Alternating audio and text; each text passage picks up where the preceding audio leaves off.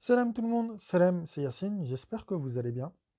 Alors, aujourd'hui, je vais vous parler du mot Islam, comme je vous l'ai promis. Alors, ne faites pas attention à un moment, il y a une petite erreur dans le PDF, mais vous en faites pas. Je vais la corriger. euh, voilà, parce que je me suis trompé de lettre en fait. Je sais pas pourquoi j'ai mis SAD, mais en fait, voilà, je me suis trompé de lettre, mais bon, c'est pas grave. On va corriger au cours de la vidéo. Donc, je vais vous parler du mot Islam dans cette vidéo et plus particulièrement de ce qu'est le véritable islam en vérité. Voilà, qu'est-ce que le véritable islam? Qu'est-ce que le véritable islam? L'islam tel que conçu par Allah et non pas l'islam conçu par ces escrocs d'imams nous apporte, clairement. Alors, on va commencer. Donc voilà, qu'est-ce que l'islam? Nous allons voir qu'en effet, l'islam, c'est une élévation spirituelle, une élévation intellectuelle même, j'ai envie de dire. Parce que quand vous voyez l'islam d'aujourd'hui, hein, que ce soit le sunnisme ou le chiisme, ils sont à ras les pâquerettes, les mecs. Ras les pâquerettes. Donc, on va voir plusieurs versets qui vont nous amener à cette interprétation. Donc, nous allons voir par exemple ce premier passage donc, qui commence au 3,18 et qui va jusqu'au 3,20. Bismillahirrahmanirrahim. A'udhu billahi minash shaitanir rajim. Donc, Dieu témoigne, pardon, Shahida Allahu, qu'il n'y a de divinité que lui. La ilaha illa huwa. Ainsi que les Malaïkas, donc ils ont traduit par les anges, et les doué de science. Wa'ulu al-alimi. En fait, c'est pas, ça parle pas des imams, hein, là, je vous le dis, c'est surtout ceux qui sont capables d'encaisser du savoir et de réfléchir sur ce savoir-là. Ça n'a rien à voir avec les imams, vos soi-disant savants, voilà, l'escroquerie qu'on connaît. Opérant avec équité, il n'y a de divinité que lui, l'honorable, le sage. La ilaha illa huwa. Donc en gros aussi, on fait partie de ça, on doit dire, alors, la ilaha illa huwa. Déjà, là, c'est la vraie, c'est ce que nous devons, shahid, normalement. Vous voyez, il n'y a pas de prophète, il n'y a pas. Bref. Au regard de Dieu, donc ils ont mis la religion, El Dina, en fait c'est plutôt la manière d'être reconnaissant, c'est pas vraiment le mot religion, c'est plutôt la manière d'être reconnaissant, et El Islamu, qu'on a traduit par l'islam, El-Islamu. Ceux à qui le livre a été donné n'ont divergé qu'après que la science leur soit venue par rivalité entre eux. Tiens, tiens, ça me rappelle hein, les sectes d'aujourd'hui, qui veulent pas rester sur le livre, hein, voilà, qui se sont divisés en chiites, sunnites, etc. Bref. Quiconque dénie les signes de Dieu, Dieu est prompt à régler les comptes. S'il se dispute avec toi, dis, j'ai tout wajiha, donc qui a été traduit par ma face, à Dieu, lillahi, ainsi que ceux qui m'ont suivi, et à ceux à qui le livre a été donné, ainsi qu'aux ignorants des Écritures, vous êtes-vous, et là ils vous ont remis soumis, à aslamtum. S'ils se soumettent, aslamu, ils ont encore mis le mot soumis, ils ont été guidés. Mais s'ils se détournent, alors il ne t'incombe que la transmission. Dieu est clairvoyant sur les serviteurs. Alors, le mot el-islamu est souvent traduit par soumission. En vérité, le mot islam veut dire élévation, non pas soumission. Allah déjà ne soumet personne. C'est pas un esclavagiste, Allah. Allah, il vous a donné dans le Coran le choix de croire ou de ne pas croire. Déjà, juste ça, ça devrait vous mettre la puce à l'oreille. Comme quoi, Allah n'est pas là pour vous soumettre. Allah n'est pas un tortionnaire. Allah n'est pas un dictateur. La racine du mot al-islamu est la suivante. Donc en fait, c'est pas sad, c'est plutôt sin. En fait, je me suis trompé, pardonnez-moi. C'est sid, sin, lem, mim. Avec cette racine, on retrouve notamment le mot soulaman, traduit par échelle, ou encore le mot salaman, traduit par paix. D'accord? Mais c'est plutôt l'élévation. Donc, nous allons voir, donc ici du 633 au 635, Nous savons que ce qu'ils disent t'afflige, mais ce n'est pas toi qu'ils traitent de menteur, ce sont les signes de Dieu que les injustes renient. Des messagers avant toi ont été traités de menteurs, mais ils endurèrent d'être traités de menteurs et d'être persécutés jusqu'à ce que notre secours leur vînt. Nul ne peut modifier les paroles de Dieu.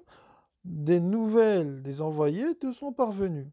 Si leur éloignement te pèse trop, et que tu es capable de chercher un tunnel dans la terre ou une échelle dans le ciel, donc là où nous voyons, sous la main fi el-Samaï, apporte-leur un signe, si Dieu l'avait voulu, il les aurait rassemblés sur la guidance, ne sois donc pas du nombre des ignorants. Bien, donc on voit qu'une échelle, ça sert à monter, à être élevé en hauteur. Une échelle ne sert pas à être soumis. Bien, ça ne sert pas à soumettre les gens, une échelle. Non, une échelle, c'est un outil que tu cherches, enfin que tu cherches, que tu utilises pour t'élever en hauteur. Bien. Donc ensuite, nous avons le 1669. Nos messagers sont venus à Abraham avec la bonne nouvelle. Ils dirent Salamen. Et donc, Abraham répond Salamoun. Et ne tarda pas à apporter un veau rôti. Donc, on voit que l'islam ne veut pas dire la soumission. Quand en vérité, même ici, ça n'est pas paix non plus. Vous savez très bien, moi, ma méthode, quand j'ai une racine en face, je pense en termes de champ lexical. Donc, l'échelle te sert à t'élever. Ça sert à prendre de la hauteur. Nous avons l'islam qui voudrait dire plutôt donc l'élévation. Donc, le dîn de l'élévation. Donc, voilà. Et là, ici, quand tu salues quelqu'un, tu lui souhaites d'être élevé spirituellement. Donc, clairement, l'islam n'a absolument rien à voir avec la notion de soumission. Rien à voir. Rien à voir. Allah ne veut pas des esclaves.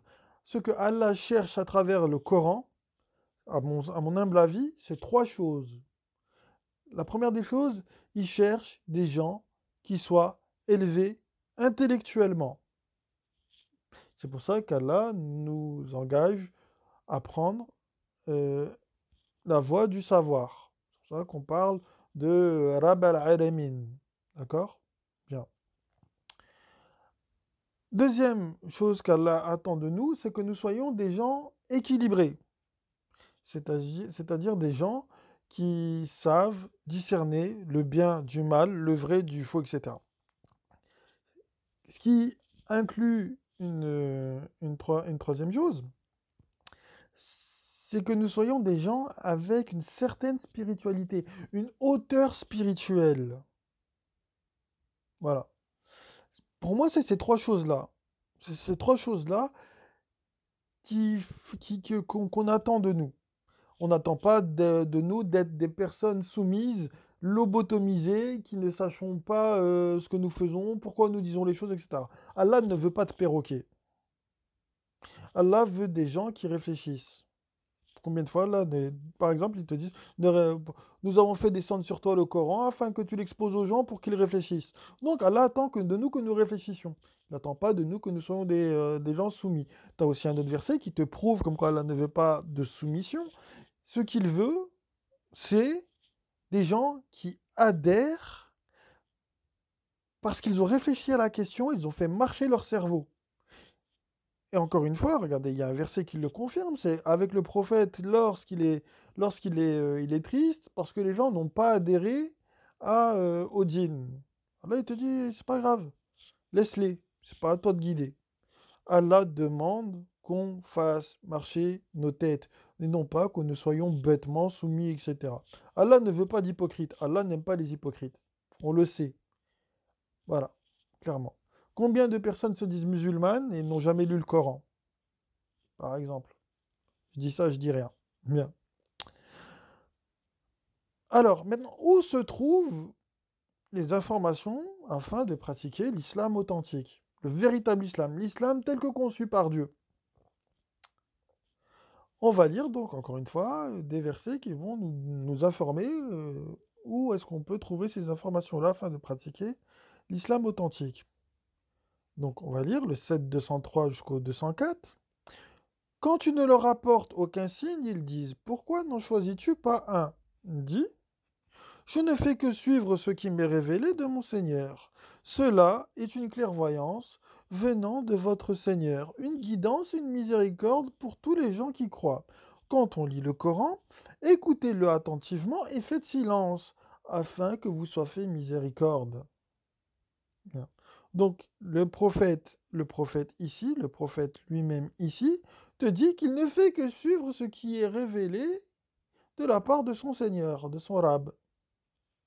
C'est le Coran. C'est le Coran. Et on dit, cela est une clairvoyance venant de votre Seigneur, une guidance, une miséricorde pour des gens qui croient.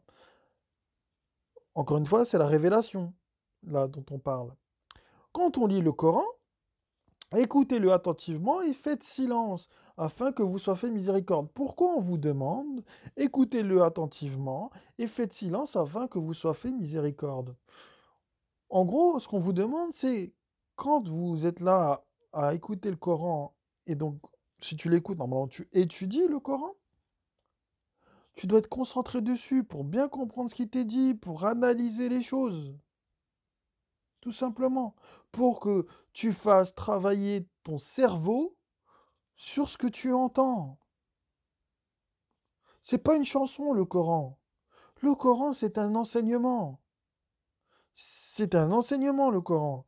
Tu dois l'étudier. Et donc, du coup, quand on vous demande de faire silence afin que vous soyez fait miséricorde, c'est pour qu'il te soit fait miséricorde. Il faut que tu aies étudié, il faut que tu aies compris, il faut que tu aies intégré ce qui est dit, ce que tu as écouté. Tout simplement. Bien. On continue. Le 12.1 maintenant et le 12.2. Alif Lemra. Voici les signes du livre explicite. Nous l'avons fait descendre en un Coran arabe afin que vous compreniez. Donc encore une fois, ici on te parle de Coran arabi, afin que quoi que vous compreniez. Voilà. Donc en gros, pour comprendre quelque chose, pour bien l'avoir compris, encore une fois, il faut l'étudier, il faut essayer de comprendre. Voilà, pourquoi ici il m'a dit ça, voilà, etc. C'est pour ça d'ailleurs, notamment, que je fais le travail des racines. Parce que comme la traduction elle est biaisée, bah écoute, on travaille, voilà, on cherche à comprendre par nous-mêmes. Très bien. On continue. Le 15.1. Alif Lemra. Voici les signes du livre d'un Coran explicite. Pourquoi le Coran il est explicite? C'est parce que le Coran il t'explicite les choses, il t'explique les choses. Et donc il faut que tu étudies les choses qu'on t'explique à l'intérieur. À l'intérieur, pas dans autre chose. Pas dans le Bukhari, pas dans Muslim, pas dans le Muwatta de l'imam Malik, ou je sais pas quoi d'autre. Dedans, dans ce qui t'est dit dans le Coran. Dans le Coran. Bien. 17.9, maintenant. Ce Coran guide vers ce qu'il y a de plus droit. Et il annonce aux croyants qui font de bonnes œuvres qu'il y a pour eux une grande récompense. Et à eux, et à ceux qui ne croient pas en l'au-delà, que nous leur avons préparé un châtiment douloureux. Bien. On va décortiquer ici. Donc on nous dit ce Coran, encore une fois, c'est le Coran. C'est pas le Sahih Bukhari, c'est pas Muslim, c'est pas le Muwatta de l'Imam Malik et je sais pas quel autre bouquin en matière de djinn. C'est ce Coran qui guide vers ce qu'il y a de plus droit et il annonce aux croyants qui font de bonnes actions qu'il y a pour eux une grande récompense. Bien. Et à ceux qui ne croient pas en l'au-delà, que nous leur avons préparé un châtiment douloureux. Bien. Ici, j'aimerais insister sur le terme croire. Pour croire à ce que ce livre dit, il faut l'étudier, ce livre. Il faut l'avoir lu. Il faut comprendre le concept d'au-delà. Combien de musulmans l'ont fait, ça? Combien? Combien? À part écouter les imams, quand est-ce que vous l'étudiez de par vous-même le bouquin? Quand est-ce que vous le lisez le bouquin? Quand est-ce que vous cherchez à comprendre ce qu'il y a écrit dedans? Jamais. C'est pour ça qu'aujourd'hui, moi je le dis clairement, le sunnisme et le chiisme ne font pas partie de l'islam. Parce qu'ils ne sont absolument. Parce que l'islam, il est dans le Coran. Encore une fois, il n'est pas dans le Bukhari, il n'est pas dans Muslim, il n'est pas dans le Muwatta de l'imam Malik ou dans je ne sais pas quel autre bouquin. L'islam, il est dans le Coran. Dans ce qu'on est en train de lire. Bien. Dans le 28-77. Recherche à travers ce que Dieu t'a donné. Tiens, c'est pas Bukhari et Muslim ce que Dieu a donné. C'est le Coran. Recherche à travers ce que Dieu t'a donné. La demeure dernière. Et n'oublie pas ta part en cette vie. Sois bon comme Dieu a été bon envers toi. Et ne recherche pas la corruption sur terre, car Dieu n'aime pas les corrupteurs. Alors, recherche à travers ce que Dieu t'a donné.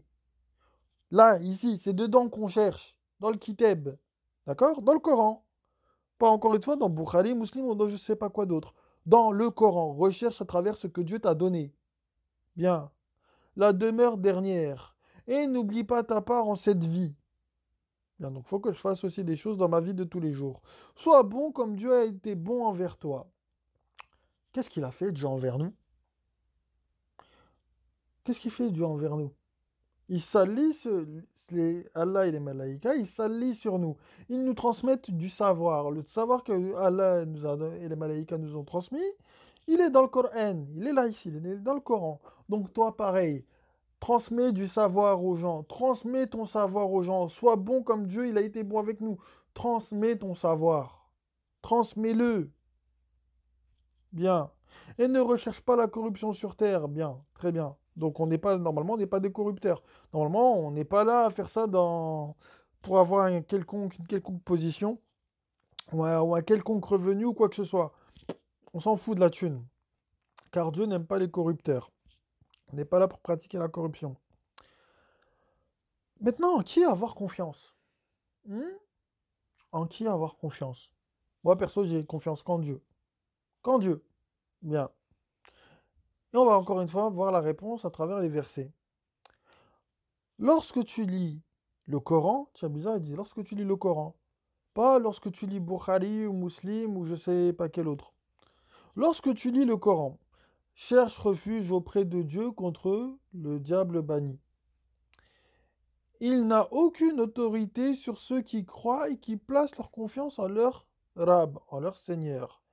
Il n'a d'autorité que sur ceux qui le prennent pour allié et qui, par lui, sont des associateurs.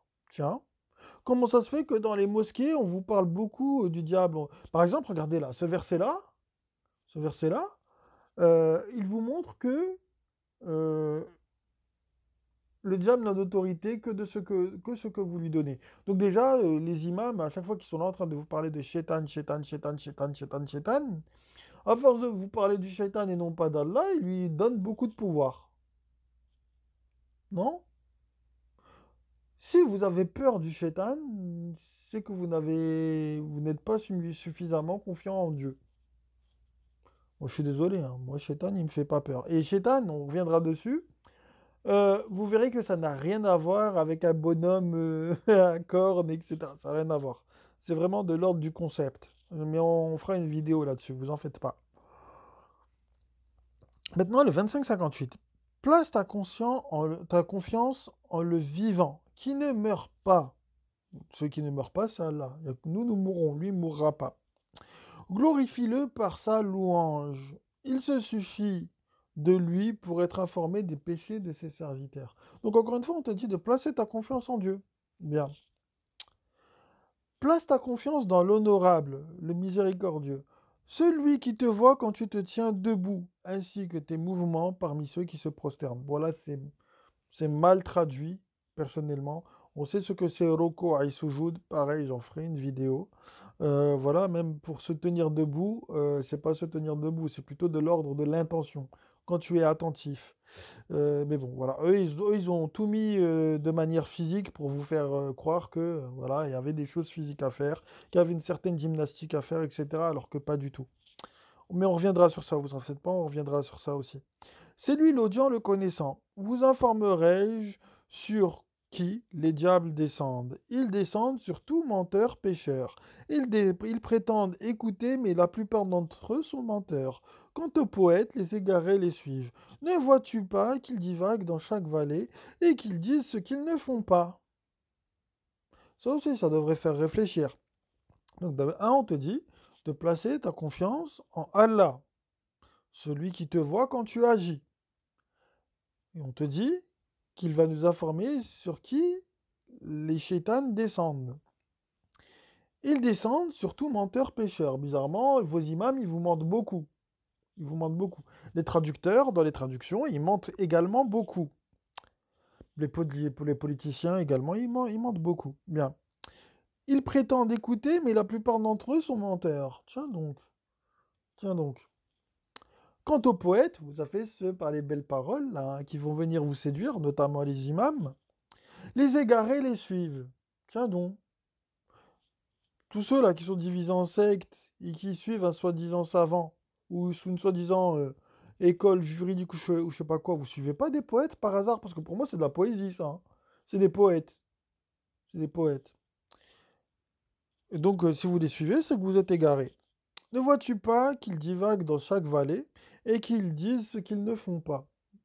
Bah oui, bah bizarre, moi. Il y en a plein des imams qui disent ce qu'ils ne font pas, hein. T'en as plein, hein. Ça se compte à l'appel.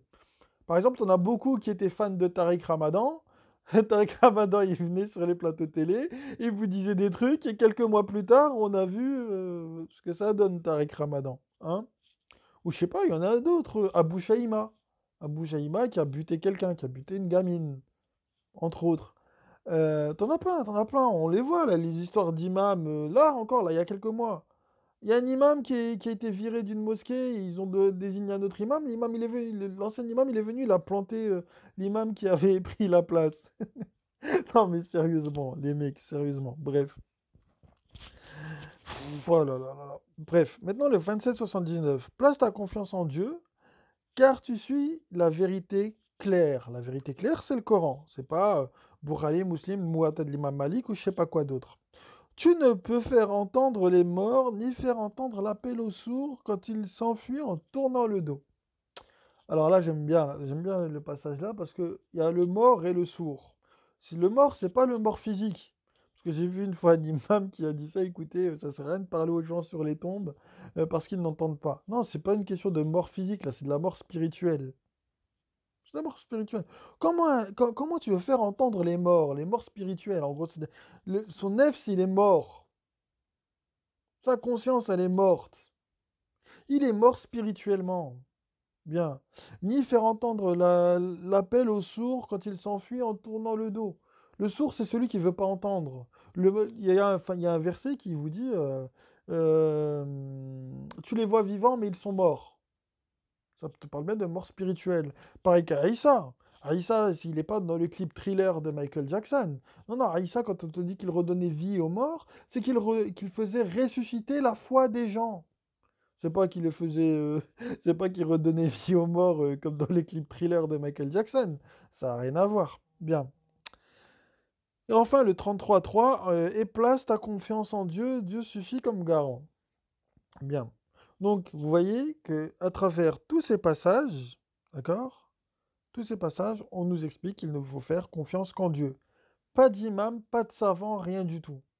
Pas d'imam, pas de savant, rien du tout. Que Allah et le Kitab. C'est tout. Point barre. Que Allah et le Coran. En dehors de ça, ne faites confiance à personne. Ensuite, ne surtout pas faire confiance aux imams et aux prêcheurs. Surtout pas. Moi, je suis pas un imam, je suis pas prêcheur. Moi, je suis juste un humble croyant qui donne son avis. C'est tout, ni plus ni moins. Donc on voit le passage, donc le 10.104 jusqu'au 10.109. Dit aux gens, si vous êtes dans le doute au sujet de ma religion, on va garder le mot religion, c'est pas grave, je n'adore pas ce que vous adorez en dehors de Dieu, mais j'adore Dieu qui vous fera mourir. Il m'a été ordonné d'être du nombre des croyants. Bon, on va s'arrêter là pour l'instant. Le mot adorer, il est faux. Ibada, qu'on trouve dans l'Iyaka Na'budu, par exemple, n'a rien à voir avec adorer. C'est se conformer ses actes à une certaine compréhension. Voilà. Tu agis selon ce que tu as compris comme Allah l'a voulu. Ça n'a rien à voir avec de l'adoration comme pour les païens, parce qu'ils ont repris les trucs des païens. Bien. Et aussi, oriente ta face, donc ton wejh, vers le dîn. En fait, le wejh, c'est ton intention. En vérité, c'est plutôt de l'ordre de la symbolique. C'est pas ton visage, voilà, au sens anthropologique du terme. Euh, alors, oriente ta face vers la religion en monothéiste. Et ne sois pas du nombre des associateurs. Donc, en gros, on te dit, voilà, ne pense qu'à Dieu, qu'à Dieu, qu'à Dieu. Bien. Et n'invoque pas en dehors de Dieu ce qui ne peut être utile ni te nuire. Si tu le fais, tu seras alors du nombre des injustes. Pourquoi, donc connaissant ce verset-là, pourquoi vous invoquez toujours Bukhari, Muslim, Tirmidhi, ou je ne sais pas qui d'autre? Pourquoi? Alors qu'on vous dit voilà, que ces gens-là, ils ne peuvent ni vous être utiles, ni vous nuire. Si vous faites ça, vous êtes des injustes. Bien. Si Dieu t'atteint d'un malheur, nul autre que lui peut t'en délivrer. Et si Dieu t'atteint d'un bien, nul ne peut repousser sa faveur. Il en gratifie qui il veut parmi ses serviteurs. C'est lui le pardonneur, le miséricordieux. Tiens, ça fait bizarre, c'est bizarre ça. Je pense à un truc. Ceux qui, quand ils sont pas bien, ils vont voir un imam pour leur faire une rokia. C'est bizarre, non? Alors qu'il n'y a que Dieu qui peut te délivrer du mal. Que lui. Pourquoi tu vas voir un imam qui va te faire une rokia? Pourquoi? Au passage, la rokia, ça n'existe pas, coraniquement parlant, c'est encore une invention. C'est une douille, la rokia. C'est une arnaque, la rokia. Rokia qui amène à certains décès. D'ailleurs, moi, personnellement, si j'étais procureur, je poursuivrais tous les imams pour pratique illégale de la médecine et mise en danger de la personne d'autrui pour justement, par la pratique de la rokia, justement. Bien, on continue. J'en étais où? Voilà. Euh, Dit aux gens, la vérité émanant de votre Seigneur vous est parvenue. Quiconque est guidé n'est guidé que pour lui-même. Quiconque s'égare ne s'égare qu'à son propre détriment. Je ne suis pas un garant envers vous. Suis ce qui t'est révélé et patiente jusqu'à ce que Dieu juge. C'est lui le meilleur des juges. Tiens, c'est bizarre quand même. Là, il y a le prophète qui parle. Je ne suis pas un garant envers vous. Tiens, ça détruit pas votre délire de l'intercession, ça. Non, l'intercession qui a été inventée, encore une fois. Tiens, le prophète n'est garant pour personne. C'est Allah qui est garant pour toute chose. Et on nous dit, suis ce qui t'est révélé. Donc, encore une fois, le Coran. Et non pas un quelconque prêcheur. Et patiente jusqu'à ce que Dieu juge, c'est lui le meilleur des juges. Bien. Maintenant, on va voir le C62. Ils attribuent à Dieu ce dont ils répugnent. Et leur langue profère le mensonge que le meilleur est pour eux. Sans nul doute, le feu est pour eux, ils seront abandonnés. C'est clair. Voilà. Par exemple, ils vont faire un attentat, ils vont égorger des gens, il faut dire non, mais ça fait partie du djinn. Alors qu'Allah, dans le Coran, il répugne ce genre de choses. La polygamie, pareil. Allah, il veut qu'on soit juste. Donc si on doit être juste, pas de polygamie. Allah, il répugne l'injustice. Toutes les choses qu'Allah répugne, voilà, eh ben, ils vont lui attribuer à Allah. C'est exactement ce que font vos prêcheurs. Exactement ce que font vos imams. Allah, dans le Coran, il vous dit que les associateurs, ils enterraient leur fille vivante. Vous avez fait la même chose. La femme, elle a interdiction de sortir, interdiction de travailler, elle ne peut pas se vêtir comme elle en a envie, etc. Vous avez fait la même chose. À vous de réfléchir. Alors, et maintenant, on va voir qu'il ne faut surtout pas faire confiance en l'homme. Regardez le 17-11. L'homme invoque pour le mal, pensant que son invocation est pour le bien, car l'homme est très hâtif. N'obéissez pas à l'ordre des outranciers, ceux qui sèment la corruption sur terre et ne se réforment pas. Donc vous avez vu, vous avez le 17-11 et le 26-151 que je viens de vous lire. L'homme invoque pour le mal, pensant que son invocation est pour le bien, car l'homme est très hâtif. Déjà, il y a un problème. Déjà, si on te dit que El Insen, l'homme, il invoque pour le mal, ne faites pas confiance aux hommes. Déjà, de base. De base. Dans le 2651, n'obéissez pas à l'ordre des outranciers, ceux qui sèment la corruption sur terre et ne se réforment pas. Qui est le plus grand corrupteur qui est porté qui est sur terre si ce n'est l'homme, l'espèce humaine en tant que telle. Voilà. Maintenant le 377. Ceux qui échangent le pacte avec Dieu et leur serment contre un vil prix, ceux-là n'ont aucune part dans l'au-delà. Dieu ne leur parlera pas et ne les regardera pas le jour de la résurrection, et il ne les purifiera pas. Il y a pour eux un châtiment douloureux. Certains d'entre eux déforment le livre avec leur langue pour vous faire penser que cela provient du livre, alors que cela ne provient pas du livre. Ils disent que cela vient de Dieu, alors que cela ne vient pas de Dieu, et ils profèrent sciemment des mensonges contre Dieu. Là, clairement, c'est ce que les imams y font. Clairement. Ils vous font pratiquer des choses, ils te disent que ça vient de Dieu alors que ça n'y vient pas. Les traducteurs, pareil, ils traduisent des choses et ils te font croire que ceci provient de Dieu alors que pas du tout. Pas du tout. C'est pour ça que je travaille sur les traductions par moi-même. Et je vous montre la méthode que vous devriez vous aussi appliquer, normalement. Bien. Maintenant, pensez-vous que les imams et les traducteurs ne font pas partie de ceux qui sont induits en erreur? Moi, je le pense. Pourquoi? Regardez ces versets qui vont du 38,75 au 38,83. Il dit: Ô Satan, qu'est-ce qui t'a empêché de soujoud devant ce que j'ai créé de mes mains? T'enfles-tu d'orgueil ou es-tu hautain? Et là, Iblis, il répond: Je suis meilleur que lui. Tu m'as créé de feu, tu l'as créé d'argile. Allah répond: Sors d'ici car tu es banni. Ma malédiction est sur toi jusqu'au jour de la religion. Je crois en arabe c'est Liyom el-Kiyama ou Liyom Din. Je sais plus, il faudrait vérifier la traduction là ici, j'ai oublié de le faire. Il dit: Mon Seigneur, accorde-moi un répit jusqu'au jour où ils seront ressuscités. Il dit: Tu es de ceux à qui un répit est accordé jusqu'au jour de l'instant connu. Et là, Iblis, il répond, et c'est là que c'est important: Par ton honneur, je les induirai tous en erreur, sauf tes serviteurs parmi eux, les purifiés. Est-ce que dans le sunnisme et dans le chiisme, vous ne faites que servir Dieu? Non, vous servez aussi vos imams.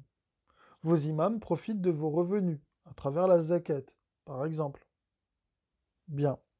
Vos imams ont un pouvoir sur vous, un pouvoir de suggestion. Ils dirigent vos vies. Ils dirigent vos vies. Bien. Vos imams ne vous parlent pas qu'à travers la révélation. Ils utilisent des sources extérieures à la révélation. Bukhari, Muslim, le Muwatta de l'imam Malik, et d'autres bouquins. Et d'autres bouquins. Bien. Vous pensez pas qu'ils ont été induits en erreur, du coup? Alors qu'on l'a vu, hein, qu'on l'a vu, Allah, il nous dit de ne faire confiance qu'à lui et qu'en ce qu'il a révélé. Que ça. Bien. Donc, bilan. Bilan, oula, 32 minutes comme la vidéo. Donc, bilan de cette vidéo. Le mot islam ne veut pas dire soumission. C'est plutôt une élévation spirituelle. Et pour être élevé spirituellement, il ne faut faire confiance qu'à Dieu et travailler sur le kitab. Travailler sur le kitab, dans lequel se trouvent tous les enseignements dont nous avons besoin pour être justement élevé spirituellement et intellectuellement. Voilà. Un musulman, c'est quelqu'un qui est éclairé, qui est élevé spirituellement et intellectuellement. Parce que comment voulez-vous vous opposer à ce qui est blâmable si vous n'avez pas le savoir suffisant pour identifier ce qui est blâmable, par exemple en matière médicale, ou en matière économique, par exemple, ou en matière politique. Hmm. Comment? Comment? Pour cela, il faut avoir un certain savoir, un certain niveau intellectuel, par exemple. Voilà. Donc, moi, j'en ai fini avec cette vidéo. Je vous passe le salam. J'espère que cette vidéo n'aura pas été trop longue pour vous. Et je vous dis à une prochaine. Salam!